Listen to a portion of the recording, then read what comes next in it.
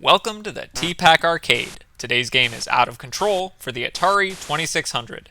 In this 1983 space navigator game from Avalon Hill, you guide your starship through various hazards while drifting through the cosmos. Out of Control is essentially a set of space missions, each comprised of 3 distinct sections. First is the obstacle course, where you maneuver your craft in and around hazards. There are all sorts of spacey things in your way. Pulsing stars and revolving saucers and satellites. At least I think. The graphics may be compelling, but not very telling. In any case, you've got to go between the paired obstacles, fly to the correct side of pointing arrows, and dodge moving rockets. You can only finish the course by navigating each obstacle in sequence, and colliding with one forces you to go back and clear the previous hazard again, because traffic laws are real strict in outer space, where they don't take kindly to you crashing into their street signs, or asteroids. But don't be afraid of losing track in the event of interstellar fender benders. Whichever obstacle you need to clear turns white to keep you en route.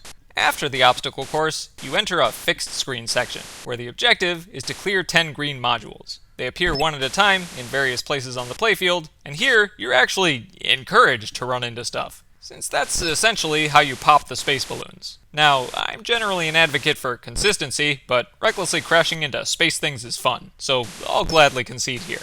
Once the last of the 10 modules is cleared, a big rainbow docking station appears in the middle of the screen, and you've got to carefully maneuver yourself into its hangar to complete the mission. Which wouldn't be too difficult if you weren't navigating with thrust mechanics. See, I probably should have brought this up earlier, considering it's the core of the whole game, but navigating in Out of Control is handled with free-floating space physics. The joystick rotates your ship, and the action button engages your thrusters to propel you in that direction until you run out of inertia or activate the thrusters again. It's real tricky, but equally rewarding if you're patient enough. Especially in the docking section, where your margin of error for entering the hangar is only a few tiny pixels, and colliding with an edge pushes you back out. Even when you finally make it inside, the starship still has to ease to a stop before colliding with the back of the docking station. So Out of Control basically requires you to play in a meditative state of calm, collected precision, which is the polar opposite of my default agitated 24/7 neurosis, but that's probably why games like this are good for me. Who knew 8-bit space missions were the key to mental clarity? Anyway, the 14 courses in Out of Control offer a different number and arrangement of hazards, with the option to play each using either strong or weak thrusters.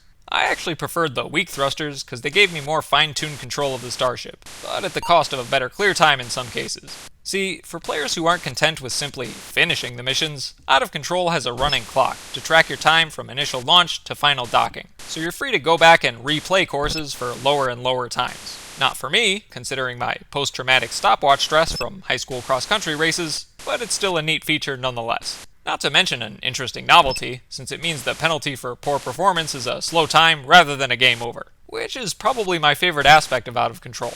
It's a rare instance of a video game where you can't lose. Likely the biggest reason this works so well is a meditative device. Breathe in, breathe out, and slalom through asteroids. Why do I feel so serene?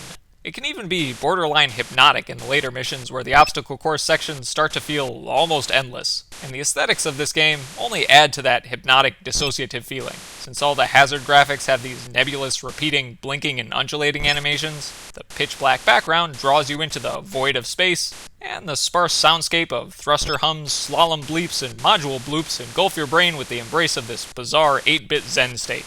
Overall, in my affinity for offbeat physics games and sci-fi aesthetics, Out of Control has quickly cemented itself among my all-time favorite video games. It's certainly not for everyone, but if you need a little patient, hypnotic 2600 charm, you could do a lot worse than asteroid slaloms, space module bumper cars, and pixel-perfect rainbow rocket ship docking simulations.